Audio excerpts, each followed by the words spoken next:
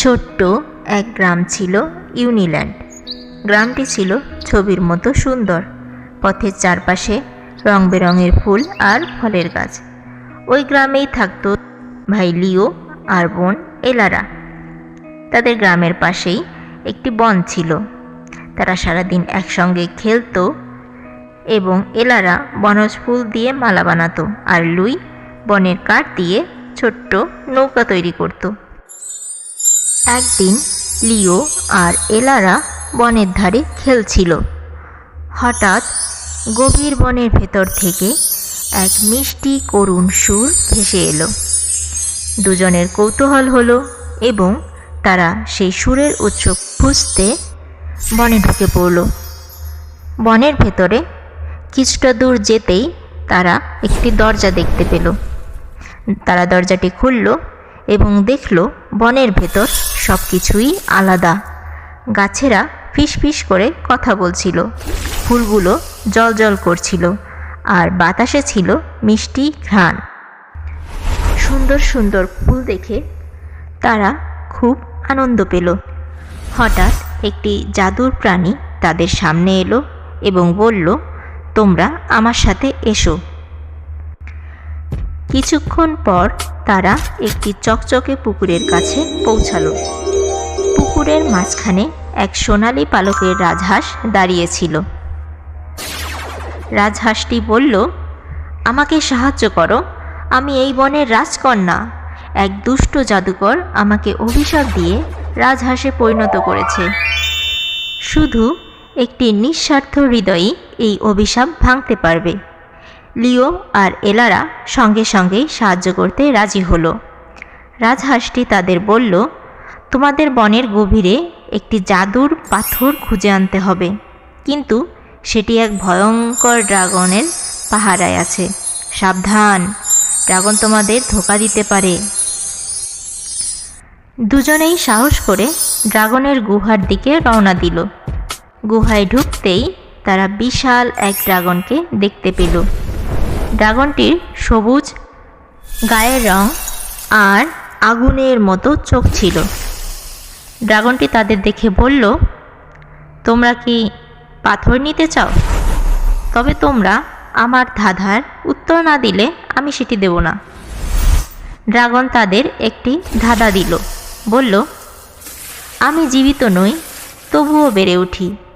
আমার ফুসফুস নেই, তবু বাতাস দরকার। আমার মুখ নেই, তবু আমি ডুবে যাই। বলো তো আমি কে? এলারা কিছুক্ষণ চিন্তা করল, তারপর লিওর কানে ফিসফিস করে বলল, উত্তরটা আগুন। লিও ড্রাগনকে বলল, উত্তর হলো আগুন।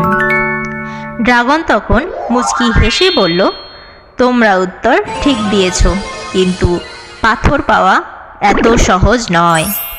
তোমরা যদি সত্যি সাহসী হও তবে আমাকে বলো, তোমাদের সবচেয়ে বড় ভয় কি?